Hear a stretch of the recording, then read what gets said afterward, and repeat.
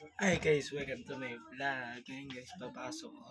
May bago ako sapatos. Ayun po guys. Kakabili lang po namin kagabi guys. Tsaka guys, ang kakainin ko mamayang recess ay isang cake galing sa birthday ng pamangkin ko guys. Tapos guys, ayun po. Nakaayos na po ako. Papasok na lang po ako. Tapos magsasapatos na lang po ako guys. Ayun po.